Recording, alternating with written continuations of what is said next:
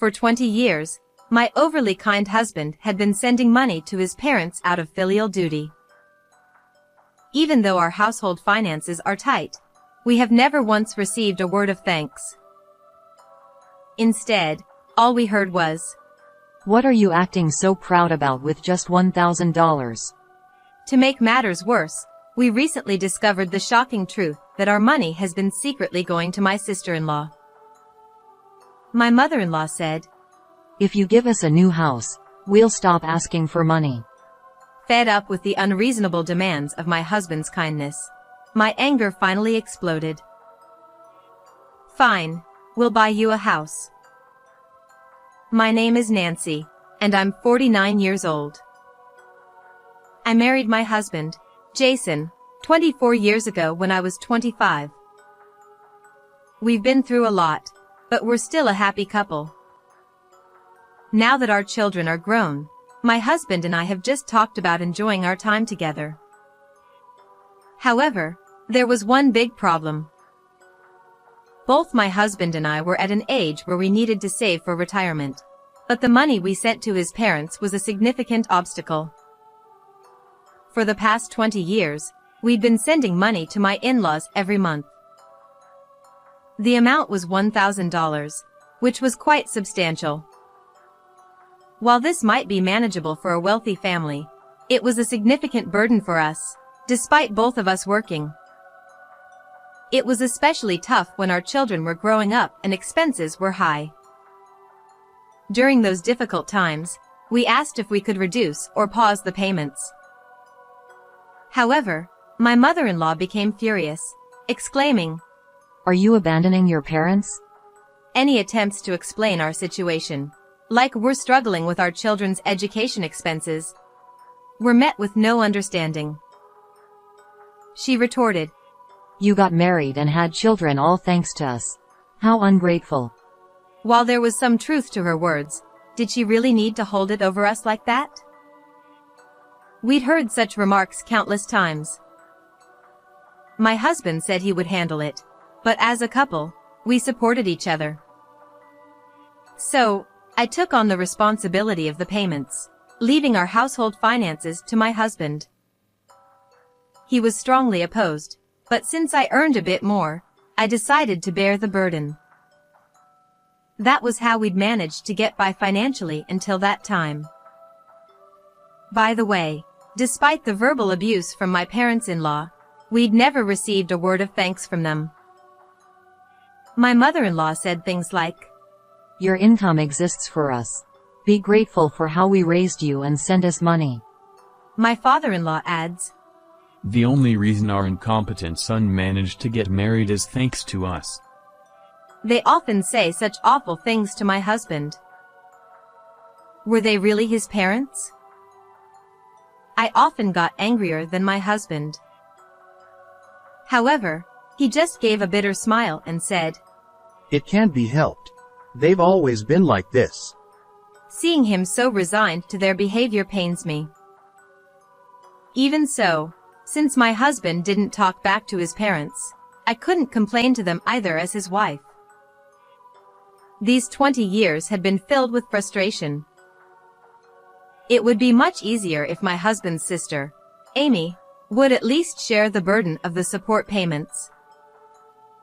I've never seen my sister-in-law being criticized by her parents, unlike my husband. Instead, she's showered with compliments like, "She's such a beauty," from my mother-in-law. Also, she would remark, "She looks just like me when I was young." Even my father-in-law says, "Just by being born, she's already fulfilling her filial duty." The stark difference in attitude toward my husband and her always irritated me, though I've never expressed my anger since my husband always tries to pacify me with a simple, "It's okay." He was too kind, wasn't he? Sure, his kindness was one of the reasons I fell for him, but I believed it was okay to be more assertive. Sometimes I felt like my husband took his position as the eldest son too seriously. It was not common to be considered as being the eldest or being a son nowadays. I've even heard him tell our son, You don't have to worry about taking care of us when we're older. Maybe he said that because he's had a tough time with his own parents. However, even though my husband accepted it, I couldn't understand. At least once, I wanted my mother-in-law to express gratitude. When I was alone with my mothers-in-law, I asked, regarding the financial support, I'd be glad if you could express your gratitude to my husband occasionally. At that moment, my mother-in-law looked puzzled. Then she said, Isn't it natural for a son to provide financial support to his parents? Why should I have to say, thank you? She completely failed to understand what I said. Instead, her attitude was like if I was the one who was strange. I was speechless at such a response. I was taken aback. But she appreciated her daughter, Amy, even the little things. My mother-in-law praises. She's such a kind daughter, visiting her parents despite being busy. Amy only went home about once a year, sometimes just for a day. In contrast, we visited once a month, and we were often called over for this and that. Usually, we were given tasks to do, but we've never been thanked once. Was there such blatant discrimination? However, judging by my husband's behavior, it seemed he's been treated this way for a long time. In what seemed like a confirmation of my husband's accounts, the photo albums always depicted him as a child with a melancholic expression. His clothes often appeared hand-me-downs or ill-fitting, and there were numerous instances where they seemed too tight. In contrast, Amy always wore charming and neat attire. Interestingly, there were no pictures of my husband's birthdays, yet Amy's lavish birthday photos adorned his album. My father-in-law adamantly declared, You must attend a public high school, and we won't cover university expenses. Which led my husband to rely on student loan to pursue higher education. Conversely, Amy was given the freedom to attend her preferred private high school. Although her parents funded her college education, she dropped out due to a carefree lifestyle, without any reprimand from them, simply dismissed by my mother-in-law with a resigned, Well, that's just how it is. My father-in-law even went as far as saying, Going to college and accruing debt through student loans is foolish. Which was utterly unfair. Furthermore, my husband was expected to provide financial support, yet there were no demands made towards their daughter. In fact, Amy lacked the financial means to provide such support. She quickly quit jobs, struggled to maintain part-time work, and ultimately became unemployed. Despite leading a carefree, unemployed life, her parents still doted on her. I was left speechless when my mother-in-law instructed me during our marriage proposal visit. Make sure to give our daughter a monthly allowance. When that daughter got married and left home, we were then stunned to be commanded to provide financial support to my parents-in-law. Despite enduring all this, I thought my husband was more like a commendable figure than a pitiable one, because he never refused to abandon his parents. However, I couldn't simply suggest cutting ties since I was not related by blood. It was a delicate and complicated issue that has been weighing heavily on my mind for a long time. Even during the challenging times of raising children, we continued to provide financial support. It was high time we received some gratitude. However, no matter what we said or did, my husband's parents never expressed gratitude. They never wavered from their belief that they were entitled to receive support. One day, I received a phone call from my mother-in-law. Generally, my parents-in-law were completely indifferent to our family. They didn't even care when our children were born. All they were concerned about was the financial support.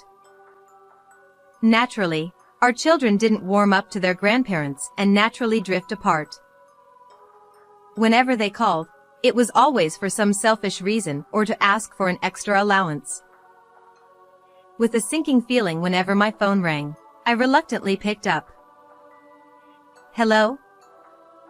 Hey, what's up with this month's allowance? Without any greeting, she dived straight into it, leaving me exasperated as usual. While I regretted not being able to show my burning anger, I replied, "Allowance is always on the 30th, which is tomorrow."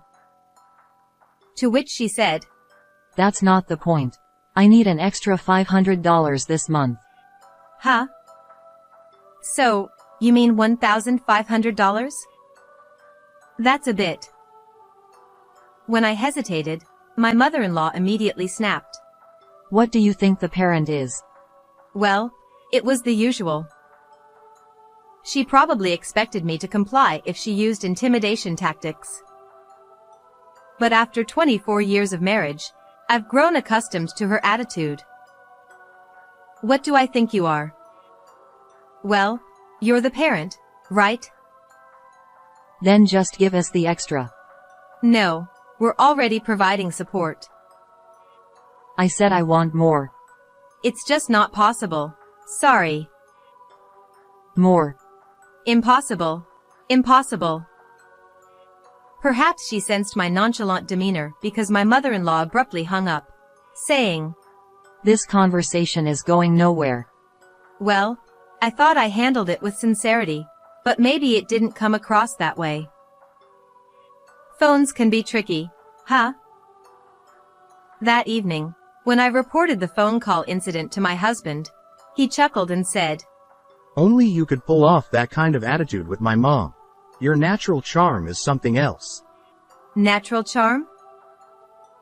I'm not particularly charming," I replied. "I'm just conveying what you couldn't say. Once we increase the allowance, they'll keep expecting the same. I want to cut down on expenses for our retirement, so you have to say no, okay?" Yeah, I get it. My husband nodded, but he seemed uneasy. And his unease proved valid. Dad just told me to increase the allowance to $1,500 starting next month. My response slipped out involuntarily. "Here we go," I muttered. "You didn't agree to it, did you?" Of course not. My husband reassured. "What did your dad say?" He thinks we should have plenty of money since the kids are independent now. And asked, what do you think we are? I can imagine your dad saying that. I sighed. Haha.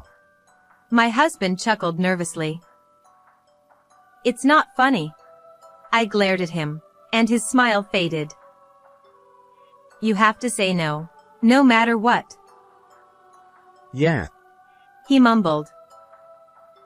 However, a few days later on a holiday morning, my parents-in-law barged in, causing a commotion. My mother-in-law shouted, Increase the allowance, you bossy wife. It seemed she blamed me for not being able to increase the allowance. So, I threw popcorn at her. "Here, have some." My mother-in-law asked, What's this?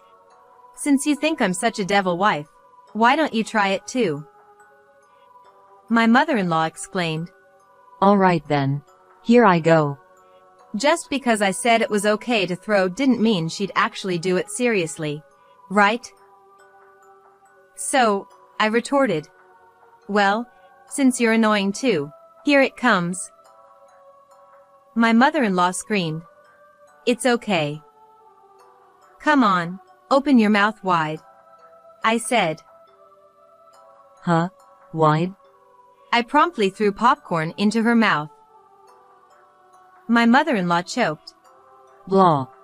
even though she obediently opened her mouth wide as I said. She's quite naive. While my mother-in-law and I were goofing around throwing popcorn at each other, my husband and father-in-law were discussing things with serious expressions. My husband asked, Why do you need so much money in the first place? You still have your retirement savings, and there's also your pension, right? My father-in-law replied. With the rising cost of living, it's not enough. My husband insisted. We need to think about our retirement too. My father-in-law retorted. What retirement? First, you should worry about your parents. Like my mother-in-law, my father-in-law seemed to think yelling at us would make us understand. My husband has faced many unfair situations since he was a child. As I threw popcorn at my mother-in-law, I silently cheered. Hang in there, Jason. And somehow, my husband must have felt my support because he firmly said, It's impossible. If you really need money, ask Amy. Oh, that's a valid point. Just as I was impressed, my mother-in-law aggressively threw popcorn at me as if in retaliation, so I hit back with a newspaper bat. But my father-in-law said, There's no way I could ask her. And got mysteriously angry. I thought Amy was struggling, so I wanted to help with the allowance. Oh no. Wait a minute, what's going on here? I paused with the newspaper bat poised to strike, and then popcorn came flying at me. Ignoring it, I looked at my father-in-law. Even my husband was frozen in surprise. What's that about? Did you, by any chance, give our allowance to Amy? My husband cut straight to the point. It shouldn't matter. It's our money, and we can do what we want with it. No, it's Nancy's money, isn't it? I received it, so it's mine. What's wrong with using it for what I want? Then I'll just give the allowance directly to Amy. What are you taking credit for? Amy probably doesn't even know it's from us. Of course not. Fathers want to look good to their daughters. Stop messing around. My husband finally lost his temper, understandably so. The allowance we've been giving for our parents all this time, thinking it was for their sake. Even though it was coming out of my salary, it was essentially our family's money. We'd endured not going on trips as a couple and sacrificing to keep sending it, but this was just too much. Finally, tears welled up in my husband's eyes. These tears were probably more filled with frustration than sadness. As his wife, I understood his feelings well. My husband had endured being treated differently from his sister for so long. Despite that, he continued the allowance for his parents' sake. Only to find out it was for their daughter. No wonder even my gentle husband would be angry. Overwhelmed with shock, my husband silently continued shedding tears. I gently placed my hand on his back and stared daggers at our parents. Both of you have gone too far. For the past 20 years, we've been sending allowances and all you do is criticize us. Favoring Amy behind our backs. It's so unfair to my husband. No words of gratitude for us, and now you talk about increasing it? Stop kidding yourselves. There was no need to endure it anymore. I said it bluntly, not just for my husband's sake, but for ours. Then, instead of feeling flustered, both of them chuckled smugly. Pretentious over a mere $1,000. Surely, they were underestimating that their kind son would never abandon them. That was certainly not wrong. But my husband had not only his parents but also me, his important spouse. Shall I throw the popcorn again? I glared, and my mother-in-law laughed. Your father's right. Acting all high and mighty over $1,000. You should say such things after gifting us a new house. Huh?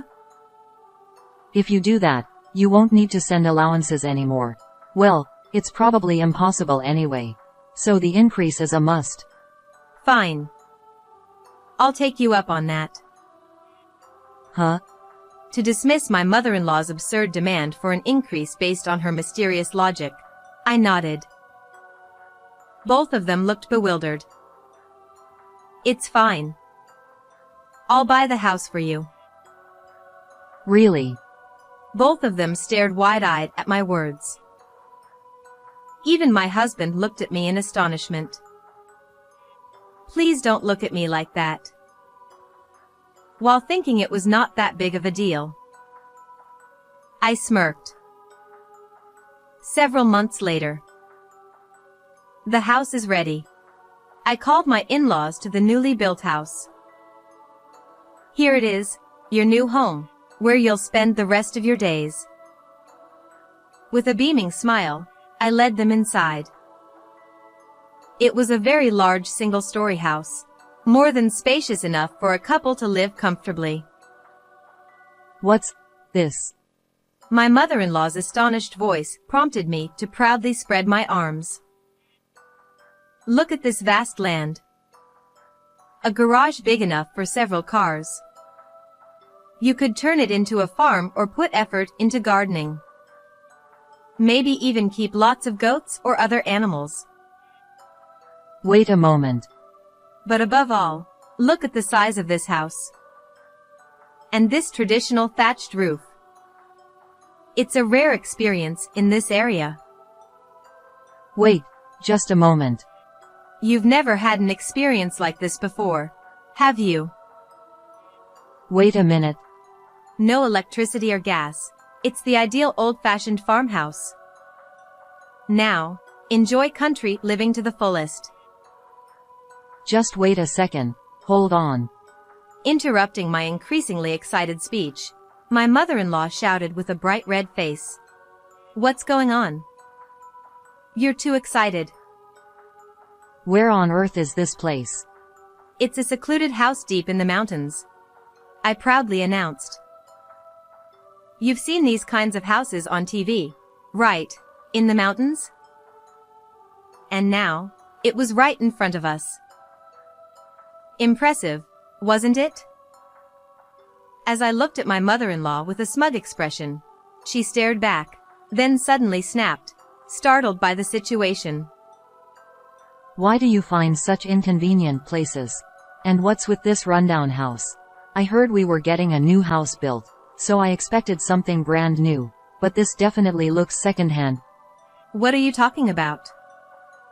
It's a brand new house built using all reclaimed materials from an old house. So basically, you dismantled an old house that couldn't be lived in and rebuilt it with its materials? It's perfectly livable now, so there's no issue.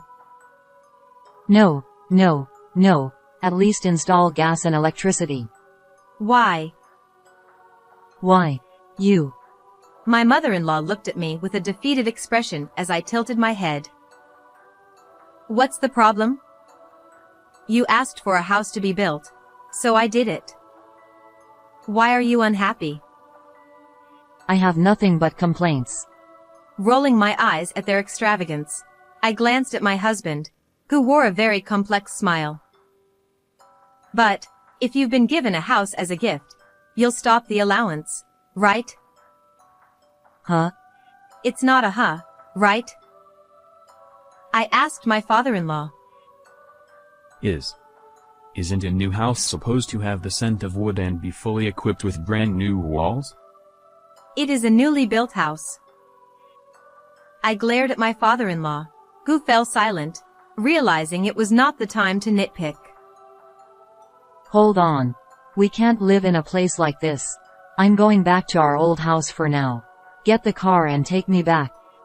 As my father-in-law stood dumbfounded and my mother-in-law continued to raise her voice, I replied with a cheerful laugh. It's all good. What's good about it? It's definitely not good at all. As a token of gratitude for repurposing this super rural, secluded house in the mountains, the previous owner left behind various furniture for us. You can start living here right away. Oh, and the vegetables in the backyard garden seem to be ready for harvest. Huh? So, let's embrace self-sufficiency. What? Living here will surely rejuvenate you. This house definitely has the vibe of a friendly spirit, and it'll bring you good luck. A friendly spirit? Are you serious? I'm always serious, I said firmly, and she gave me a look of extreme displeasure. Why? Just a 30-minute walk from here. There's a bus stop. With that, I left with my husband in the car. Well, I was thrilled. They were so happy they could cry. It was worth splurging on buying the house. With the incredible deal we got on the land and the previous owner covering the reconstruction costs, my parents-in-law must have been touched. I'll just pretend I didn't hear it when my husband muttered. Naturally terrifying. Anyway, I bought them a house and fulfilled their wish. It was not perfect, but it was livable, so let's count it as a win. With the allowance finally ending, we could now start saving for ourselves. Hooray! One day, just when I was thinking everything was going smoothly, I received a phone call. It was from my father-in-law. What's going on? Getting yelled at out of the blue. What's that all about? Apparently, my parents-in-law couldn't adapt to life in the mountains and ended up returning to their old house. Well, that was their choice. Their prerogative, you know. We tried to sell that house to get some cash, but it's not selling. Well, it's a remote location, so finding a buyer might be tough, right? That's not it. We consulted with a real estate agent, and they said it could appeal to people dreaming of country living. We thought we'd have buyers lined up. Oh, I see. Seemed like there was demand for retiring to the countryside quietly or giving their weary urban souls a break. But I can't sell it. And he was shouting. What's the deal? It's not in my name. I could imagine my father-in-law on the other end of the phone, his face red with anger. Well, yeah, that's true. I replied in a hushed tone, as if to say, what nonsense are you talking about? What did you say? Did you deliberately put the house in your name? So, that secluded house in the mountains that I bought for my parents-in-law was actually in my name. What was so strange about that? It's strange. That's my house. The one I received. So why isn't it in my name? Well, because I bought it. Huh? What's strange about the buyer's name being on the deed?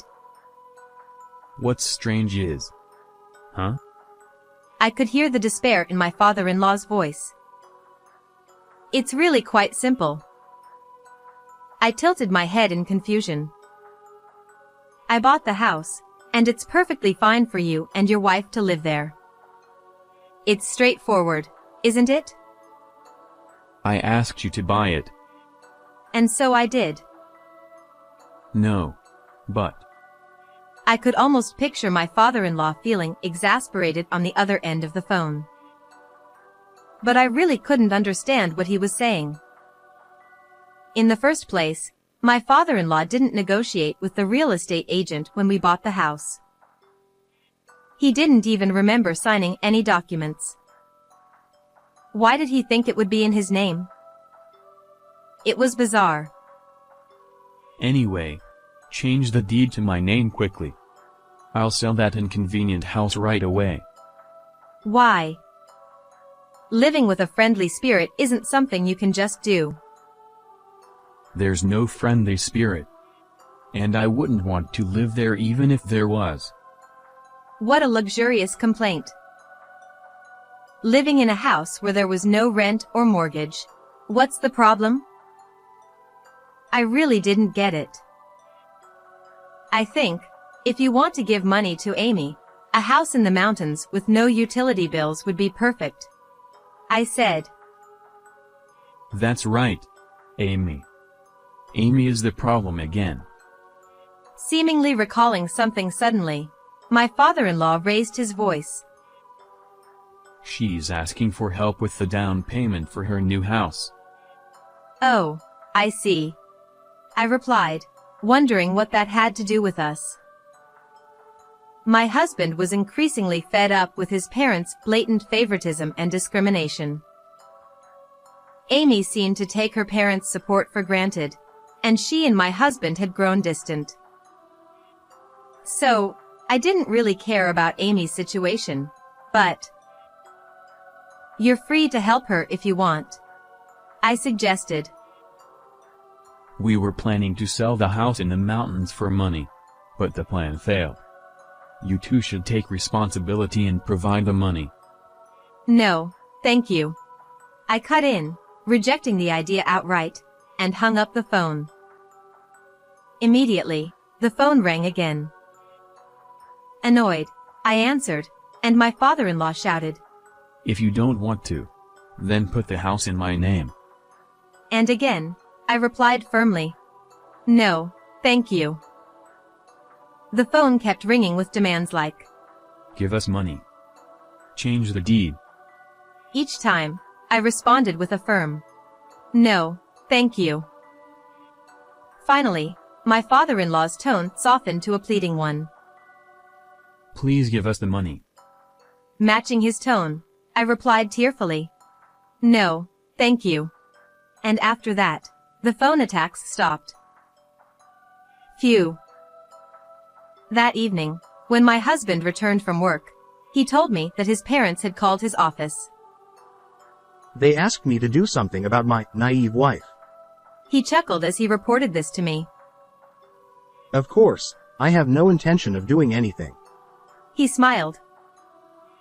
But they continued to send letters and occasionally visit our home, persistently demanding house, money, deed, and so on.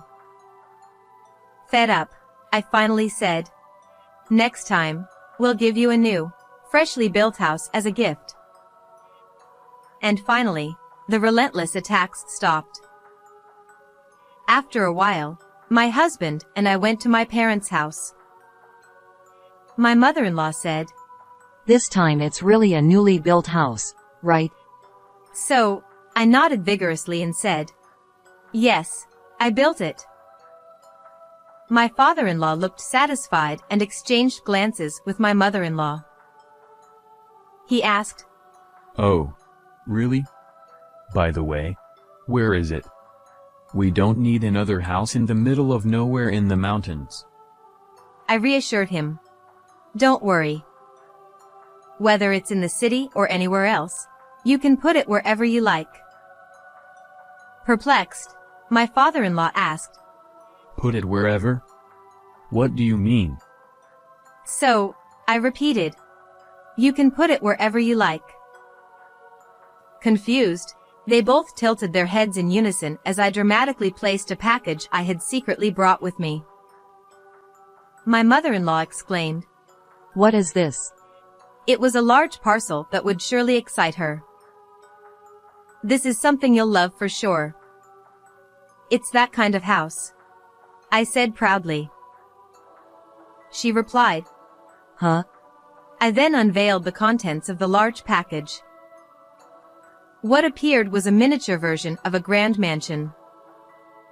My father-in-law exclaimed, What in the world is this? My mother-in-law gasped. What? A dollhouse? My father-in-law was shocked and his eyes widened, and my mother-in-law was bewildered. Puffing out my chest proudly, I declared, Isn't it amazing? I made this. My mother-in-law was astonished. Huh. I'm actually quite skilled at crafts. I make dioramas as a hobby, I explained. My mother-in-law couldn't believe it. What? I continued. This is indeed a house I built. Please accept it. She exclaimed in disbelief. What? It was a dollhouse that any little girl would be delighted with. Looking at their stunned expressions, I thought to myself, I did a good job. I was glad that they were so delighted that they could say nothing. Especially, I hoped my mother-in-law could play with it. My husband and I left my parents' house, leaving them speechless. It seems like they were both really pleased. That's great, I said to my husband, who replied. You're so goofy. I refrained from saying, I'm not goofy, it's intentional, and just stuck my tongue out inwardly. After that, the two of them kept bothering me with various messages, but I ignored them all. Eventually, they quieted down when they realized their attempts to impose on me were futile. Just when I had forgotten about them, I received a call from a relative. It turned out, the two of them were strapped for cash and had been begging for money everywhere. Apparently, in a bid to impress their daughter Amy, they sold their previous house and offered financial support for Amy's new home. When Amy asked them to live together in the new home, they agreed to help, but as soon as they sold the house and handed over the money, communication ceased, leaving their plans to live in the new home in ruins.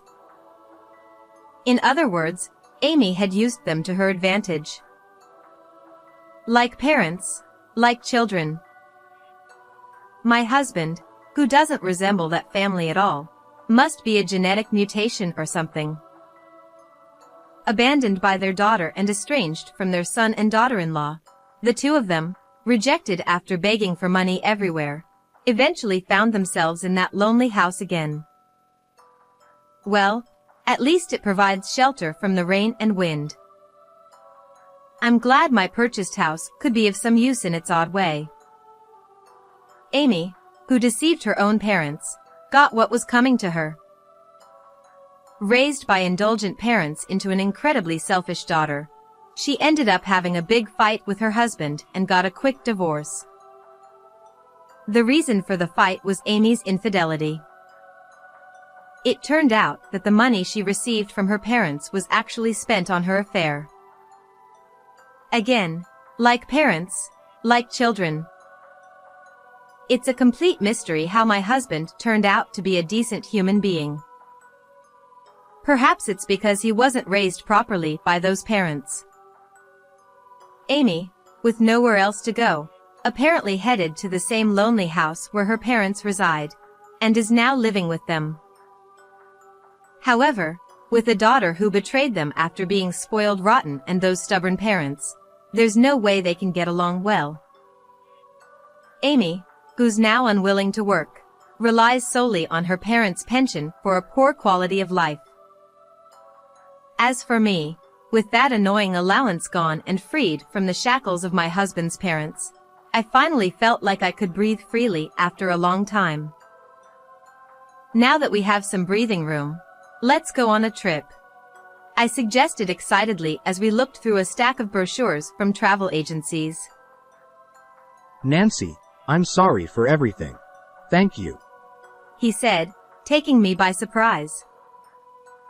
Seeing the relief on his face, as if a burden had been lifted, I simply nodded and replied, Sure. I said, Let's spend a happy retirement together, my dear. I could see his gentle smile, which I adore.